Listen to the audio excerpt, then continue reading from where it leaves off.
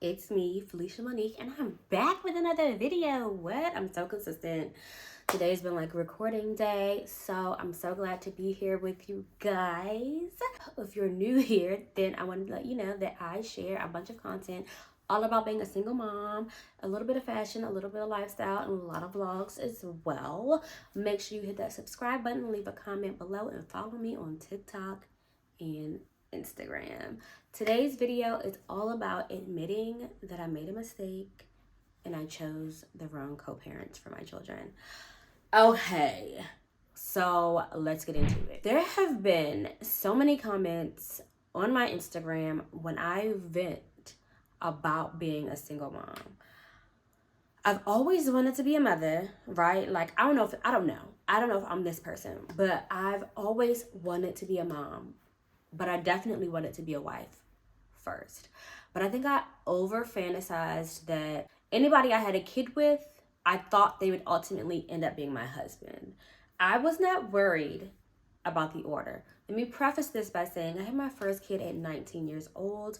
I grew up in a 2-parent household, and my dad is like the best dad ever, right? Like, I have the kind of dad who shows up on time. He shows up with gifts. He shows up with love. He's paying for everything. I went to a pretty elite private school in Washington, D.C. And so I think that I've never even been exposed to an F-boy. Like, granted, yes, there were some of a certain capacity in my school that I was around as a teenager. But I think I was so naive that I just believed that because I had such a great dad, even though there were some F-boys in my school, there weren't that many, that I believed a lot of people were good people.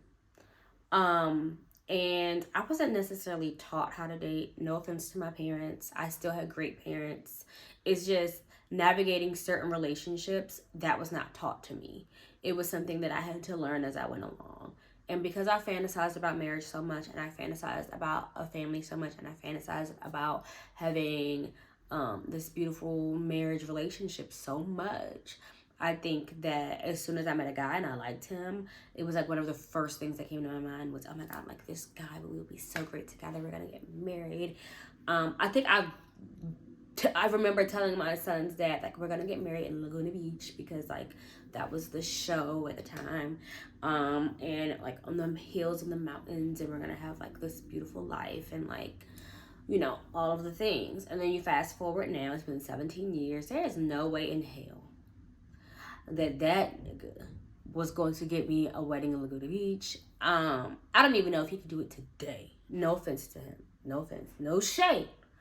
But, you know, I failed as a dater.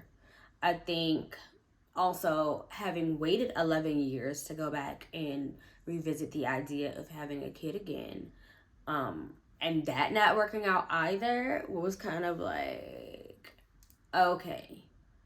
And so as I start to like go back, now this is in no way, shape, or form a way of me saying men are not accountable for being horrible parents.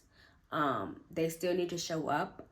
I don't care how shitty of a person you are. You still have a duty and allegiance to be a parent to your children, whether you're a mom or dad. I don't care. Do your job. Show up, do your part. If both parents are putting forth 100%, then that child is going to be overwhelmed with a great experience most of the time if you're a decent person. But what I am saying is that if I go back and I look at some of the things that I think about now, not seeing it then, not being able to recognize them then, but I recognize it now, that I probably would not have chosen them as my co-parents. Not probably, definitely would not have chosen them as my co-parents. I made a post about this on TikTok, and the girlies are saying, well, then you wouldn't have your children. I think that, honestly, okay. You know what I mean? Like, I would rather be in a healthy relationship to display something to my kids that they do see it, like, with my parents because they're still married or whatever. But, like, I want to have that here. Do you know what I mean? Like, but this isn't saying that I think that the people who are constantly saying negative things about me are true on social media. I have a job to do and I'm doing it very well. They're stating all these statistics that like dads are better single parents. How can you be a better single parent um if you're not showing up for your kid at all? Do you know what I mean? Like, I think that if you have a duty, handle it. You should be able to handle it whether your kid is living with you or not. It's almost like out of sight, out of mind. And even though both situations are completely different, there is still stuff that needs to be done in order for them to, both of them, to show up as successful co-parents. And so I just want to enlighten you guys as moms with, or people who are still dating and want to become moms, things that you should be looking for that'll indicate that a man is a good dad, okay? And this is just based off of men that I have dated who are good dads and my experience with my own dad. Because yeah, we're not doing this anymore, okay? I think I'm done having kids. I am 36. I think I'm done having kids. If I met a man and he did not have kids and he wanted to have a kid with me, we need to hurry up. If you're there, I'm ready. But yeah, so these are the things that I would look for. One, stability. Super simple. We're starting low on the totem pole. Stability. Is he financially stable? Is he mentally stable? Is he emotionally stable? What is his life like with his family? Are they all stable? And you know, what is his routine like? Is he traveling a lot? Or is he working a 9 to 5 and he's going there and he's making the money, he's being responsible and he's saving? What does that look like? 2, spiritually. I'm Christian. I don't know about you, but if you have a faith, most likely you probably will want somebody with the same faith as you. And if they do have the same faith as you, what is their relationship like with God? Do they pray? Do they talk to you about what they're praying for? Do they pray over you?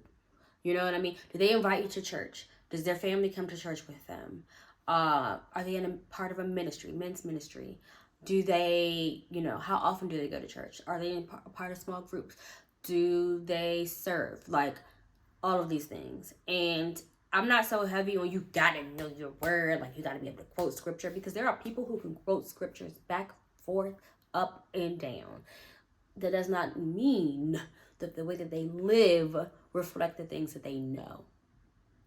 And that brings me to number 3.